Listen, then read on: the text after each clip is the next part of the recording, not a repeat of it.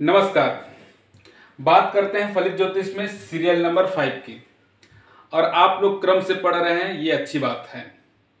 मैं आप लोगों को ज्योतिष शॉर्टकट में सिखा रहा हूं, कोई लंबा चौड़ा वीडियो नहीं बना रहा हूं। कुछ लोग मैसेज करते हैं मेरे को जन्म कुंडली अध्ययन करने के लिए, अपना date of birth time comment section में भी डाल देते हैं, परंतु मैं एक कार्यक्रम रविवार को रखता हूं जो फ्री कुंडली का रहता है। और उस फ्री कुंडली के कार्यक्रम में आपको केवल एक प्रश्न पूछना है, उसमें आप अपना नाम डाल सकते हैं, डेट ऑफ बर्थ टाइम और जन्म समय ये एक्यूरेट आप डाल दीजिए। रविवार के कार्यक्रम में मैं उसको डाल दूंगा, आप कार्यक्रम अवश्य देखिएगा। परंतु आप जब पर्सनल मैसेज करते हैं या फिर आप कमेंट सेक्शन में डालते हैं और आपको विस्तृत कुंडली विश्लेषण कराना है, तो आपको एक सामान्य सा फीस देना पड़ेगा। क्योंकि मैं कर्मकांड से, कथाओं से और भागवत से लेकर के 18 पुराण जितने भी है वो कथा वाचन से और ज्योतिष से ही मेरी आय होती है, और किसी से आय होती नहीं है।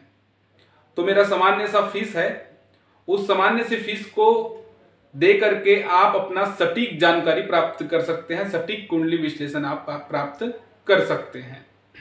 हो सकता है तो वीडियो कॉल के माध्यम से, चाहे ऑडियो कॉल के माध्यम से, जो भी माध्यम से हो सकता है। परंतु रविवार के कार्यक्रम में ही एक प्रश्न का उत्तर दिया जाएगा, अन्यथा और दूसरे कार्यक्रम में नहीं। और मैं आगे भी सोच रहा हूं कि हफ्ते में 2 बार ये कार्यक्रम रखूं फ्री कुंडली विश्लेषण का। चलिए, तो अब चलते हैं ज्योतिष की तरफ। फलित ज्योतिष में सीरियल नंबर 5। आज हम ग्रहों की विस्तृत जानकारी के बारे में पढ़ेंगे, ग्रहों के बारे में डिटेल आप जानेंगे। देखिए, इसको अगर आप रट लिए, क्योंकि मैं कहता हूं आप ज्योतिष को रटिए, बेसिक को रटने से ही आपको लाभ है। जिस प्रकार से बचपन में आप एक चिड़िया के बच्चे 4 घर से निकले पंख पसार, ये पोयम आप जब रटे थे, हिंदी मीडियम में पढ़े होंगे तो ये जरूर रटे होंगे। तो आप बचपन में रटते हैं, पहाड़ा रटते हैं, 12 खड़ी और ABCD ये सब रटते हैं, तो वो रटा हुआ आपको वृद्धावस्था तक याद होती है। वैसे ही ज्योतिष के बेसिक को रटना चाहिए, और उसको एक बार अगर आप रट लिए, समझ लिए, तो आप उसको भूलेंगे नहीं। और जब भी पत्रिका हाथ में लेंगे बतला देंगे कि क्या है, कैसा है। ये पत्रिका को आपको पढ़ने का आसान तरीका आपके माइंड में डेवलप हो जाएगा। चलिए देखते हैं ग्रहों की विस्तृत जानकारी में। सबसे पहले हम सूर्य की बात करेंगे और सूर्य के बारे में जानेंगे। देखिए, सूर्य के बारे में विस्तृत जानकारी, कारकत्वों के बारे में नहीं बतला रहा हूं। इस सूर्य के कारकत्वों का एक लंबा चौड़ा एक और अलग सा चैप्टर है, उसको मैं आगे पढ़ाऊंगा। आप बस इनके सामान्य परिचय को विस्तृत रूप से आप जान लीजिए। देखिए, सूर्य क्या है, यहां लिखा है पूर्व दिशा का स्वामी। सूर्य ग्रह पूर्व दिशा का स्वामी है। आप सभी लोग जानते हैं सूर्य पूर्व दिशा से ही उदित होता है, पश्चिम दिशा से नहीं होता। तो पूर्व दिशा का ये स्वामी है, इसलिए लिखा पूर्व दिशा का स्वामी। पुरुष तत्व का है। सूर्य का लिंग निर्धारण अगर करेंगे तो कौन सा है, ये पुरुष तत्व के हैं। और वर्ण कौन सा, रक्त वर्ण कहलाता है। रक्त वर्ण दिया गया है, रक्त वर्ण के है। देखिए, देखें आप, सूर्य की लालिमा आप लोगों ने देखा है। पित्त प्रकृति के हैं। सूर्य कौन से प्रकृति के हैं, पित्त प्रकृति के हैं। पित्त प्रकृति का मतलब आप जानते हैं त्रिदोष होता है। हमारे शरीर में 3 प्रकार के दोष उत्पन्न होते हैं, जिनसे सभी बीमारियां हमको होती हैं। चाहे वात का वायु विकार वाला हो, कफ का जल तत्व से विकार हो, आपको कफ से संबंधित, जल से संबंधित कोई भी रोग हो जाए, या पित्त विकार हो, बुखार से संबंधित जितने भी रोग है, ये 3 रोग ही शरीर में होते हैं। और ये 3 रोगों के माध्यम से हम नाना प्रकार के रोगों का विचार भी करते हैं। वो हम मेडिकल एस्ट्रोलॉजी में ज्यादा ही बतलाते हैं। यहां सामान्य जानिए, पित्त प्रकृति के हैं, पित्त तत्व प्रधान है। अगर सूर्य किसी का बिगड़ा, उसको बुखार जल्दी हो जाएगा। आगे चलते हैं, ये क्रूर ग्रह है। आपको नवग्रह में हमेशा सुनने को मिलेगा ये सौम्य ग्रह है, ये क्रूर ग्रह है, ये पाप ग्रह है। तो शनि, मंगल, राहु, केतु को पाप ग्रह कहा गया है। सूर्य को कई लोग पाप ग्रह कह देते हैं, परंतु सूर्य पाप ग्रह नहीं है, सूर्य क्रूर ग्रह कहलाता है। क्यों क्रूर ग्रह कहलाता है? ये बारीक सा अंतर है।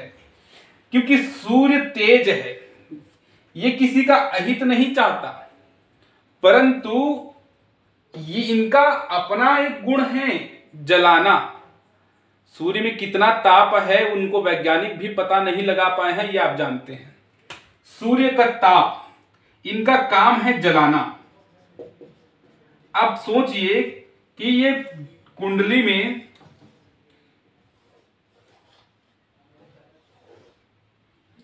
ये आपका कुंडली होगा या ये आपका जन्म पत्रिका। सोचिए एक ऐसा ग्रह जो जलाने का काम करता है, वो जिस भाव में बैठेगा उस भाव को जलाएगा, और उस भाव को अगर जलाएगा तो फिर उससे संबंधित जितने भी तत्वों का हम विचार करते हैं, जितने भी बातों को हम उस खंड से देखते हैं, उस घर से देखते हैं, तो उनमें भी वो कष्ट उत्पन्न करता है। तो सूर्य क्रूर ग्रह कहलाता है। जैसे पत्नी स्थान को देख लिए, पत्नी से विच्छेद कराने का काम करेगा, वो पत्नी का सुख देना बंद कर देगा, लड़ाएगा नहीं, लड़ाने का काम किसी और ग्रह का है, परंतु ये सेपरेटिव इफेक्ट देता है, ये विच्छेद कराता है। आगे चलते हैं। सूर्य आत्मा का कारक है, इसको आप नोट कर लीजिए, इसको आप जान लीजिए अच्छे से कि हर ग्रहों का हमारे शरीर पर कुछ न कुछ अधिकार है। जैसे कि सूर्य को हम सिर भी कहते हैं, तो सूर्य को आत्मा तत्व कहते हैं। आत्मा क्यों कहते हैं? क्योंकि आप जानते हैं अगर 2 मिनट के लिए भी सूर्य उदय ना हो और एक दिन पूरा रात ही रात हो जाए तो चराचर जगत मरना चालू हो जाएगा, कोई जिंदा नहीं बचने वाला। क्योंकि सूर्य की रोशनी से हमको ऊर्जा मिलती है, चराचर जगत को ऊर्जा मिलती है। तो सूर्य आत्मा है, और ये अगर नहीं है तो फिर आत्मा भी नहीं है। ये अगर खराब है कुंडली में तो आपका आत्मसम्मान भी खराब हो जाएगा, आपका एटीट्यूड भी खराब हो जाएगा। आगे चलते। सूर्य को पिता भी कहते हैं, सूर्य को पिता कहते हैं। रिश्ते की जब बात हम करेंगे तो सूर्य को पिता कहेंगे। पिता का विचार सूर्य से करते हैं। सूर्य सतोगुणी है, सात्विक कहते हैं, इनको सात्विकता पसंद है। और जैसे कि आप जानते हैं 3 गुण है, रज, तम और सत, तो ये सतोगुणी में आता है। इनका स्वाद कड़वा है। अगर सूर्य खान पान के भाव में बैठ गया तो फिर वो इंसान कड़वा ज्यादा खाएगा, कड़वा पसंद करेगा। ठीक। सूर्य का तत्व कहां है? कड़वापन में है। सूर्य अग्नि तत्व के हैं। आप सभी लोग जानते हैं सूर्य पानी नहीं बरसाता, सूर्य अग्नि बरसाता है, तो ये अग्नि तत्व के अंतर्गत है। सूर्य की जाति क्या है? क्षत्रिय जाति है। अगर जातियों में बांट दे, वर्णों में बांट दे, तो क्षत्रिय वर्ण का ये सूर्य कहलाता है, राजा कहलाता है, और राजा क्षत्रिय ही बनता है। ये हमारे पुराणों में हमने पढ़ा है। सूर्य का वार कौन सा है? सूर्य रविवार है। सूर्य का रवि नाम से ही आप जान लीजिए। यूं तो आप जानते हैं कि आधुनिक संडे मंडे जब जो चल रहा है, वो लोग भी हमारे ही सनातन धर्म से कॉपी करके रखे हुए हैं। संडे, आप देखिए, सन और डे, सन कहां से आया? सूर्य से आया। तो हमारे में रविवार, सूर्य का वार है रविवार, सबसे शुद्ध वार है। और इसी रविवार को करप्ट किया था पिछले अंग्रेज लोग और मुगल लोग। कैसे? रविवार को कोई भी बुरा काम नहीं करना चाहिए, सूर्य तत्व खराब होता है, और लोग रविवार को छुट्टी रख दी और छुट्टी के दिन ही सभी बुरा काम करते हैं, तो सूर्य बिगड़ता है। और सूर्य की बिगड़ने से हम आगे की चर्चा करेंगे, सूर्य की बिगड़ने से क्या हो जाएगा। फिर सूर्य ग्रीष्म ऋतु का स्वामी भी है। सूर्य का अधिकार ग्रीष्म ऋतु। आप देखे हैं कि ग्रीष्म ऋतु जब आती है, गर्मी के दिनों में कितना ताप सहना पड़ता है। आपको ये पता नहीं होगा पुराणों में लिखा हुआ है 12 प्रकार के द्वादश आदित्य जिनको आप बोलते हैं, 12 प्रकार के सूर्य है। हर महीने एक सूर्य चेंज होता है और हर सूर्य का एक अलग नाम है, हर सूर्य का एक अलग ताप है। तो सूर्य ग्रीष्म ऋतु का स्वामी, ग्रीष्म ऋतु पर अधिकार है। सिर से मुख, ये लिखा है सिर से मुख, सिर से मुख की चर्चा जब हम करेंगे तो सूर्य को देखेंगे। ये सिर वाला भाग और सिर का जितना भी मुख वाला भाग है वो सूर्य है। अगर यहां कुछ खराबी आया तो पहले सूर्य को भी देख लेंगे। रत्नों में बात करें तो माणिक्य इनका रत्न है, सूर्य का माणिक्य रत्न है। जब कुंडली में जब विवेचना करते हैं, पत्रिका जब हम पढ़ते हैं किसी का, तो किसको रत्न पहनाना है और किसको नहीं पहनाना है, तो सूर्य का रत्न हम माणिक्य देते हैं। और एक जानकारी और, 99% कुंडलियों में रत्नों की आवश्यकता नहीं होती। इस पर हम और एक वीडियो बना देंगे। आगे चलते हैं। ये दिन बलि है, आप सभी लोग इसको समझ सकते हैं। दिन बलि होता है सूर्य। देवभूमि स्थल पर इनका कारकत्व है। देवभूमि, देवालय जितने भी है, मंदिर जितने भी है, वहां पर सूर्य तत्व काम करता है। हम हमारे जीवन में कई स्थान को यूज करते हैं, जैसे कि हमारा किचन भी है, हमारा बर्तन धोने का भी एक अलग से हम बना करके रखते हैं, हम टॉयलेट भी अलग से बना करके रखते हैं, क्रीड़ा स्थल अलग से बना करके रखते हैं। ऐसे ही देवभूमि सूर्य का अधिकार है और अलग अलग स्थलों पर अलग अलग ग्रहों का अधिकार होता है, उसको आगे पढ़ेंगे। सभी ग्रहों का दोष शमन करने वाला होता है। मतलब कुंडली में अगर सूर्य बलवान हुआ तो सभी ग्रहों का वो शमन कर देगा, या फिर सूर्य को आप बलि किए तो सभी ग्रहों का जितना भी दुष्परिणाम है उसको सूर्य अकेला शमन कर देगा। क्यों? क्योंकि सूर्य राजा भी है। आगे देखेंगे, सूर्य राजा भी है। तो राजा अगर बलि हो तो नीचे के कोई पाप ग्रह खलहल मचा पाएगा? नहीं मचा पाएगा। तो सूर्य को बलि करेंगे तो सभी ग्रहों का दोष शमन हो जाता है। आगे देखते हैं कि वृक्षों में, औषधि में ये कहां का अधिकार प्राप्त करते हैं? ये बिल्व मूल पर रहते हैं। कोई रत्न नहीं खरीद सकता, कोई सोना नहीं खरीद सकता, तो सस्ता से सस्ता उनके लिए उपाय क्या है? क्योंकि मानव मात्र कोई गरीब के घर पैदा लिया है, कोई अमीर के घर जन्म लेता है, और सभी लोग सभी प्रकार के रत्न पहनने में सक्षम नहीं, सोना चांदी पहनने में सक्षम नहीं, तो उनको बिल्व मूल हम देते हैं। सूर्य का तत्व बिल्व मूल में है। बेल पत्ता आप लोगों ने, बेल का पेड़, तो बेल के पेड़ के बिल्व मूल में है। अब सूर्य की राशि क्या है ये आप जानते हैं, सिंह राशि है। दान का समय इनका सुबह है। दान का समय सुबह है।